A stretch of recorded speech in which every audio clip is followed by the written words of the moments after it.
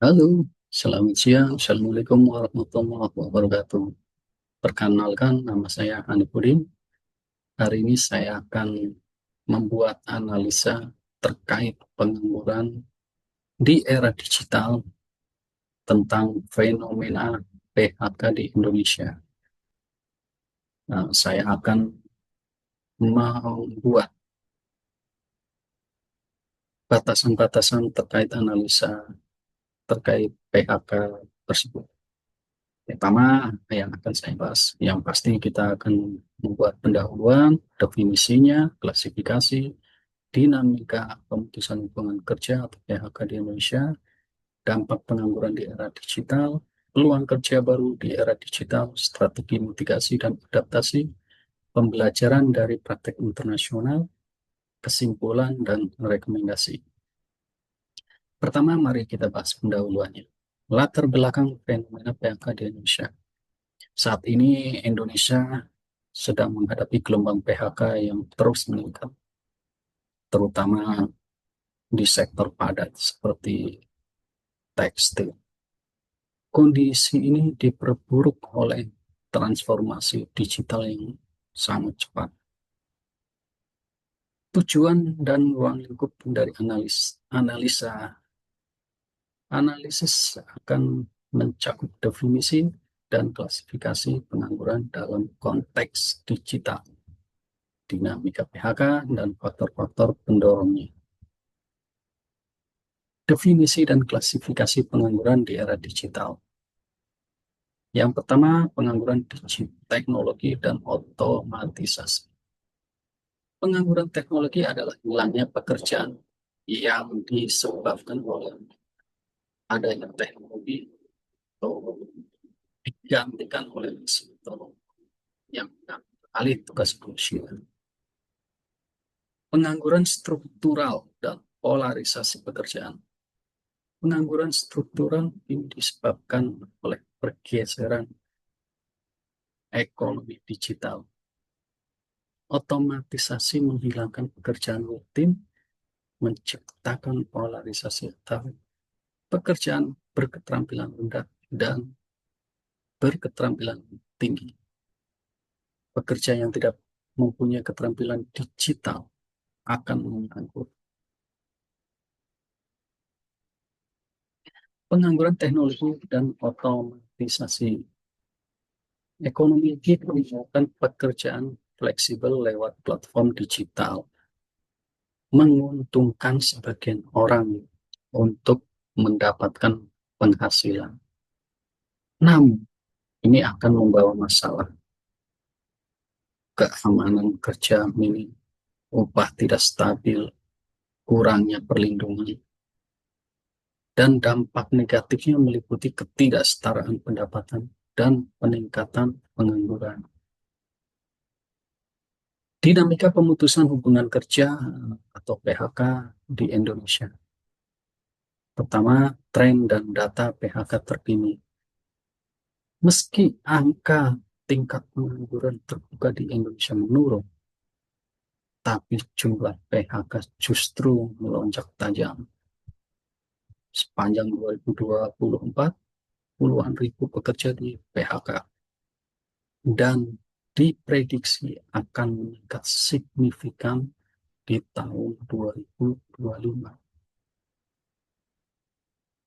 Faktor pendorong PHK di era digital.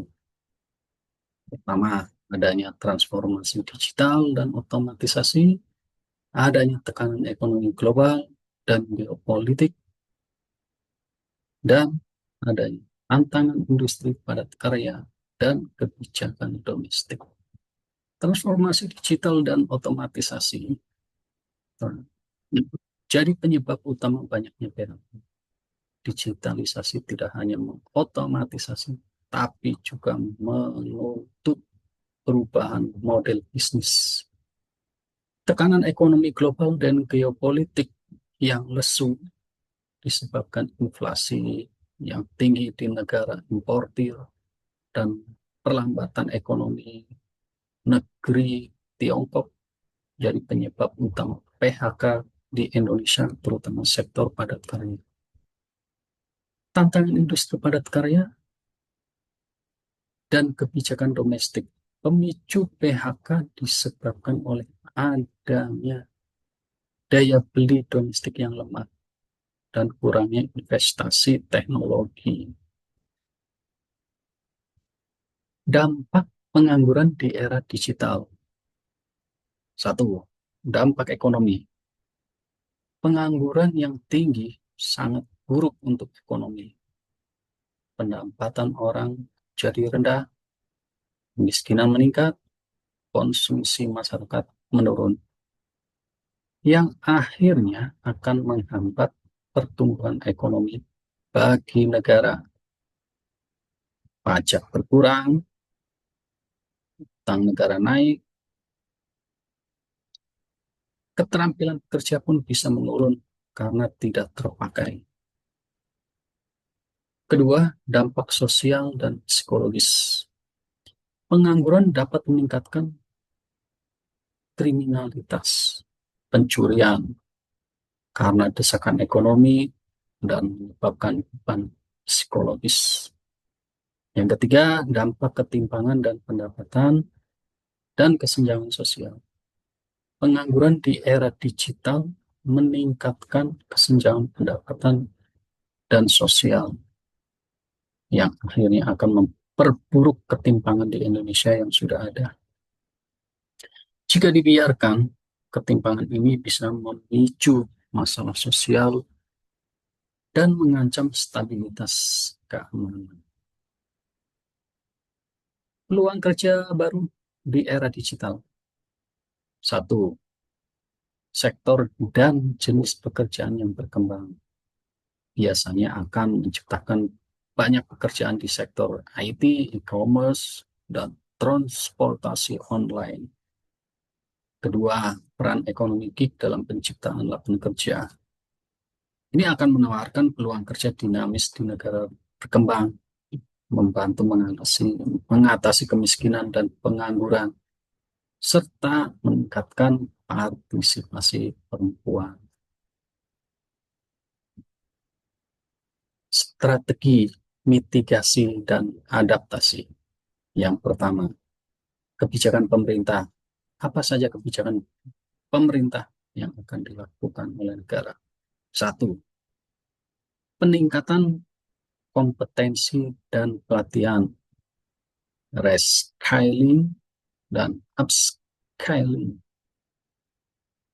Pertama, program seperti pemberian kartu prakerja.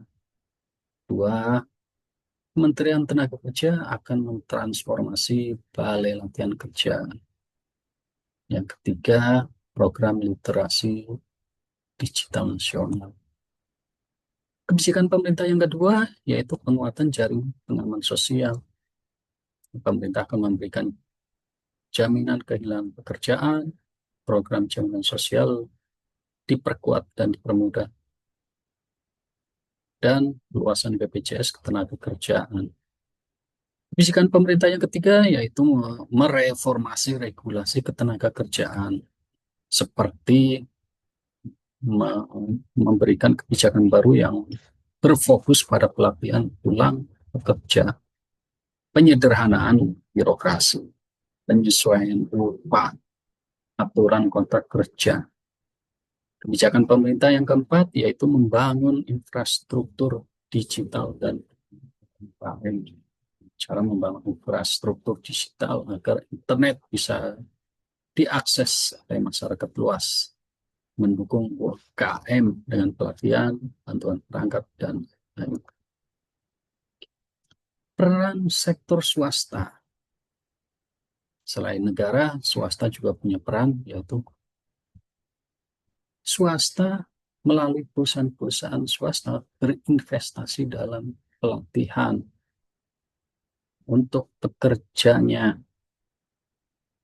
Jadi perusahaan-perusahaan swasta harus memberikan pelatihan untuk pekerjanya dalam menghadapi revolusi industri 4.0 sehingga dapat meningkatkan produktivitas dan mengurangi biaya rekrutmen. Selain peran negara dan swasta, individu masyarakat juga harus beradaptasi. Individu harus belajar dan mengembangkan kreativitas serta inovasi. Keterampilan seperti literasi teknologi, analisis kritis, komunikasi, empati, itu harus dimiliki oleh masyarakat. Belajar dari praktek internasional. Pertama, pendekatan negara maju dalam adaptasi tenaga kerja. Kita akan mengambil contoh di Jerman, Singapura, dan Korea Selatan. Di Jerman memimpin inisiatif industri 4.0, fokus pada digitalisasi produksi dengan AI. Singapura fokus pada strategi skill first untuk SDM dengan investasi pada modal manusia dan identifikasi keterampilan berbasis data. Korea Selatan berinvestasi besar untuk mengembangkan tenaga kerja AI, termasuk pelatihan profesional. Mereka juga menekankan literasi AI bagi masyarakat umum. Kebijakan pelindungan sosial pekerja ekonomi gig.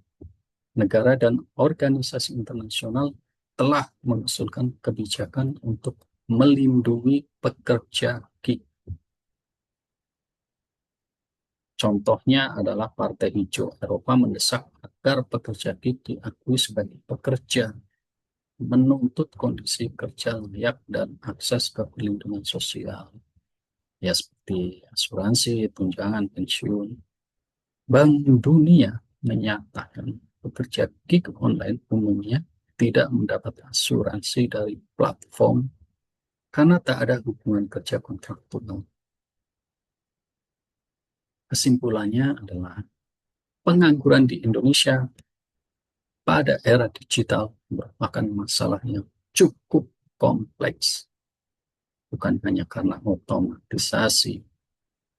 Meskipun angka pengangguran resmi turun, tapi PHK justru melonjak, menandakan banyak pekerja beralih ke sektor informal.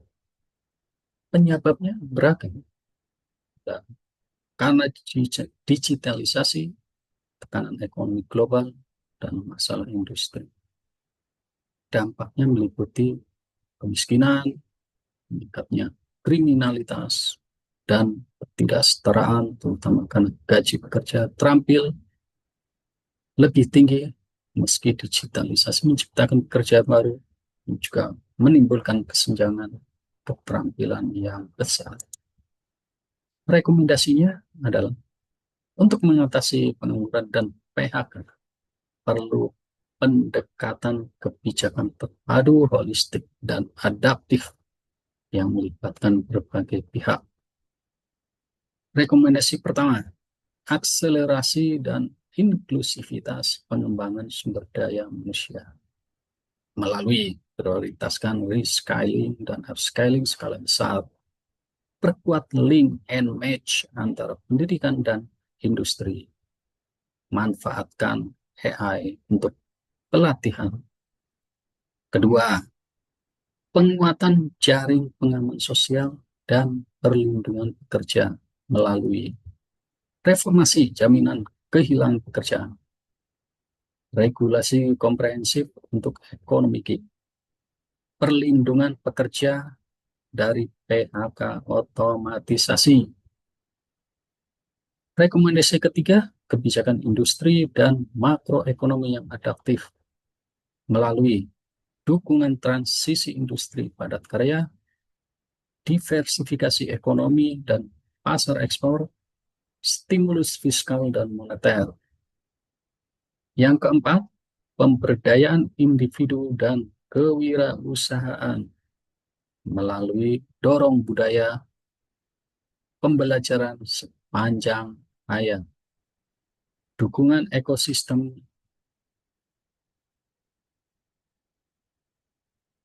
Demikian, terima kasih. Assalamualaikum warahmatullahi wabarakatuh.